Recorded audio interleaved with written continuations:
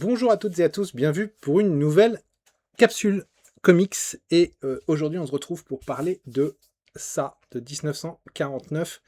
Il va falloir que je m'habitue, j'ai une nouvelle caméra, c'est pour ça que vous voyez peut-être un petit peu mieux. J'ai investi incroyable dans du matériel et on va parler donc de 1949 de Dustin Weaver. Alors Dustin Weaver, c'est un artiste que vous avez connu notamment sur Star Wars, puisque c'est lui qui avait participé à Star Wars Knights of the Old Republic, il y a de cela maintenant plusieurs dizaines d'années. Puis on l'avait retrouvé après chez Marvel, notamment sur le Shield, sur la série Shield de Jonathan Hickman, et puis j'ai souvenir aussi qu'on l'avait retrouvé sur quelques X-Men, et je l'avais un peu perdu de vue ces derniers temps, et il revient donc chez Delcourt dans un album grand format. Alors ouais, quand je dis grand format, vous voyez, j'ai même du mal à le mettre sur la caméra du coup. C'est un grand format. Alors je sais que ce genre de format hérisse le poil de certains amateurs de comics. J'aurais bien aimé avoir un format pour vous donner une comparaison, mais bon, bref. Moi, je trouve ça plutôt intéressant comme idée de varier les formats et de proposer, en fait, surtout un format adapté au contenu. On va voir que là, c'est le cas. Et surtout, qui permettent de placer, en fait, du comics dans d'autres rayons que le rayon comics. Je fais une petite aparté pour démarrer cette capsule, mais c'est vrai que c'est pas con, moi, je trouve, d'aller mettre des albums, que ce soit East of West, Southern Bastards ou d'autres, dans des rayons franco-belges, pour faire découvrir ce type d'histoire à des gens qui, sinon, ne vont de toute manière pas dans le rayon comics de l'espace culturel, de la librairie, etc. Donc ça, je trouve ça plutôt pas bête, et cet argument qui consiste à dire oui, mais c'est pas des vrais fans, oui, on trahit le média, etc. On n'a rien à foutre. Puis ça fait quand même un sacré paquet de temps que ça se fait. Rappelons quand même que je parlais de Delcourt, c'est Delcourt qui, je crois, a inauguré ce format avec des adaptations de Stephen King, avec Le Fléau ou bien Le Pistolero, je ne sais plus, qui il y a déjà plusieurs dizaines d'années sortait en grand format. Bon, on revient à 1949 de Dustin Weaver. 1949, d'abord, bon, je vous disais que le format était adapté. Je vous montre pourquoi. Bon, là, du coup, ça va prendre toute la place. Vous voyez, hein, donc voilà la page de garde. Bon, l'histoire démarre. Voilà, c'est-à-dire que vous avez déjà là sous les yeux l'énorme avantage de 1949. Un des gros points forts, c'est le dessin.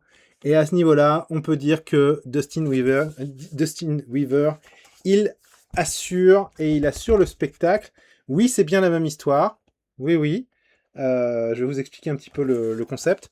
Mais ce qui, moi, m'a frappé tout de suite dans cet album, décidément qui est bien grand, c'est la qualité du dessin, quoi. Regardez-moi ces dessins. Regardez-moi la profusion de détails dans les planches. C'est absolument magnifique. Moi, j'ai pris beaucoup de plaisir à regarder 1949. Alors, je ne vais pas vous faire tout l'album, hein, mais je voudrais quand même vous montrer différentes parties. On va essayer de ne pas vous spoiler aussi. Bon, ça, je vous en avais eu un aperçu, mais voilà la version splash page. Soyez pas surpris qu'il y ait du noir et blanc et de la couleur. Je vais vous expliquer de quoi il en retourne. Mais regardez ouais, je suis un peu perdu là. Regardez les détails dans les véhicules, dans les planches. Enfin, moi, je trouve ça très, très beau. Allez, je vous en montre encore une petite dernière. Hop, voilà. D'accord. Donc, l'album n'est pas entièrement en noir et blanc. Non, non. Oh, celle-là est chouette aussi, je vous la montre. Voilà. Une vue d'une ville futuriste. Donc bref, avec 1949, préparez-vous à en prendre plein les yeux, parce que c'est vraiment le cas. C'est un album qui est magnifique, et je trouve que c'est une très bonne idée de la part de Delcourt et de Thierry Mornay qui est derrière. Est-ce qu'il est réellement derrière? Est-ce que c'est bien... c'est Contrebande qui fait ça? Je sais plus. Ah, ça sera pas forcément marqué. Et non, c'est pas forcément marqué. Bon, bref.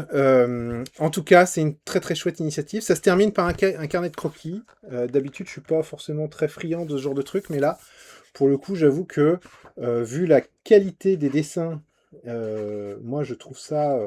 voilà, j'ai pris mon pied sur... graphiquement, c'est sublime. Bon, alors 1949, maintenant qu'on sait que c'est très beau et que ça vaut le coup au niveau visuel, allez, je vous en mets une petite dernière pour la route, voilà. De quoi ça parle? Alors, de quoi ça parle 1949? Eh bien, on suit une inspectrice qui est l'inspectrice Blanc, qui est une grande inspectrice criminelle assez connue dans cet univers. On est en 1949, hein, d'où le nom de cet album. Et c'est une inspectrice très compétente qui a en plus une espèce de sixième sens, qui est capable parfois d'avoir des intuitions sur les enquêtes.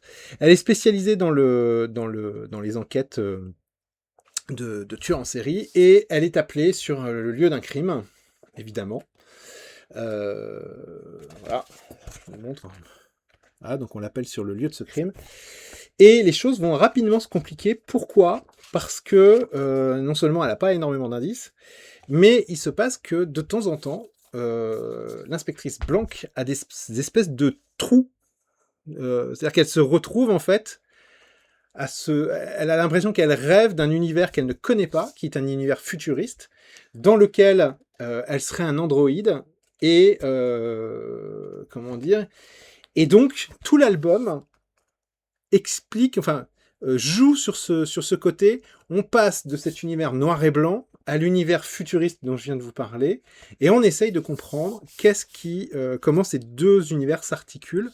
Et c'est notamment en jouant avec ces deux univers que l'inspectrice Blanc va pouvoir faire avancer son enquête. C'est vraiment de la SF. Alors, c'est de la SF, et en même temps, Dustin Weaver, parce que c'est Dustin Weaver au scénario et au dessin, Dustin Weaver va jouer donc avec ces deux aspects pour pouvoir travailler deux ambiances. J'ai longuement feuilleté l'album, vous avez pu voir. Donc il y a une ambiance très policière, très hard-boil, voilà. Hein, donc, et une ambiance très futuriste, et donc c'est un vrai plaisir parce que ça bouge tout le temps. C'est-à-dire qu'on est toujours transporté entre ces deux types d'univers. Après, moi, ce que j'aime bien là-dedans, c'est que j'ai été assez désarçonné. Il y a un point que j'aime pas trop, c'est la conclusion. C'est-à-dire que j'ai l'impression que l'album se termine très rapidement, et il donne un sentiment de frustration. C'est-à-dire qu'on a le sentiment que Dustin Weaver nous a pas forcément tout expliqué sur l'univers de 1949. Et c'est peut-être l'aspect où je suis le plus déçu. C'est que, à la fin, je suis resté un peu comme une poule devant un couteau. C'est-à-dire que je me dis, mais donc alors l'explication... autant l'enquête, on sait ce qui va se passer, on comprend ce qui se passe. Autant c'est justement cette alternance entre les deux univers aurait mérité, à mon sens, plus d'explications. Alors là, il y a un petit côté « ta gueule, c'est magique », qui, moi, m'a un peu déçu à la fin, à la conclusion. C'est-à-dire que plus j'avançais dans le bouquin, plus je me disais c'est vraiment pas mal, c'est vraiment bien. Et les dernières pages m'ont laissé un peu mince, en fait, tout ça pour ça, quoi. Donc tout ça, c'est pas tout ça pour ça, c'est tout ça, et finalement pas d'explication. Donc c'est un peu... faut pas le lire pour sa conclusion, faut vraiment le lire pour le voyage qui est fait. Moi, hormis cette petite, on va dire ce petit problème, je trouve que, mine de rien, ça vaut quand même le coup. Il y a un côté... il y a beaucoup de mystères. Il y a énormément de mystères. On vous trimballe d'un mystère à l'autre. Bon, là, je vous ai juste parlé du tueur en série, mais il y a plein de choses, en fait, qui apparaissent. Et il y a une ambiance à la fois, je le disais, SF, moi, qui me rappelle un peu Ghost in the Shell. Et je spoil pas quand je parle de Ghost in the Shell, mais quand vous voyez ce genre de truc, bon, voilà, hein, je vous l'ai montré tout à l'heure. Bon, ouais, ça rappelle, ou même la page qui précède, qui est la page qui ouvre l'album. Bon, voilà, hein, je veux dire, c'est une ambiance franchement SF. Il y a aussi, de temps en temps, des ambiances, un côté très Moebius. Voilà, là, par exemple, cette case-là, ça me fait énormément, le personnage central, celle qui a une casquette, là, me fait énormément penser à des persos de Moebius. Donc voilà, moi j'ai passé un chouette moment, j'ai trouvé ça cool. C'est en 3 parties, il y a 3 chapitres, donc 3 épisodes. C'est juste que y a un côté de trop peu. C'est-à-dire que j'aurais aimé que ça soit plus, qu'il y ait une suite, quoi, en fait, qui vienne peut-être expliquer certaines choses sur ces deux univers. Hormis ça, ça reste un album qui est vachement cool, vachement intéressant. À combien il est vendu ? Tiens, ça c'est une bonne question. 16,95 €. Alors c'est vrai que certains m'avaient fait remarquer que le Criminal était un peu cher. C'est vrai que j'en avais pas parlé lors de la précédente vidéo sur Criminal les acharnés. On était à 29,95 € pour même pas 300 pages. Là, on est sur un 112 pages, mais très grand format, à 16,95, donc presque 17 euros.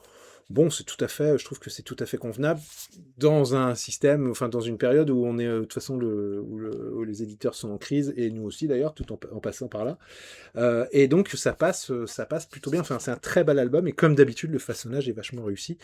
Donc bravo aux équipes de chez Delcourt. La traduction est assurée par... J'ai tellement l'habitude de dire que la traduction est assurée par Alex Nikolavitch quand je fais... Eh ben non, c'est du Xavier Hanard, voilà. Donc la traduction est assurée par Xavier Hanard, c'est pas du Alex Nikolavitch, et la traduction est très très bien aussi. Donc il n'y a pas de raison de se priver si vous aimez ce côté double ambiance, 2 salles, 2 ambiances et un seul comics, donc 1949, que je ne peux que vous conseiller, hormis de ne pas trop en attendre sur la fin, vous pourriez être un peu déçu. Donc de vraiment prendre le plaisir du voyage, c'est-à-dire et pas attendre continuellement une explication finale qui n'arrivera peut-être pas. Voilà. Et ben écoutez, on est à 11 minutes. Allez, sur ce, je vous laisse, je vous dis à très bientôt. Salut, salut, ciao, ciao, bye bye.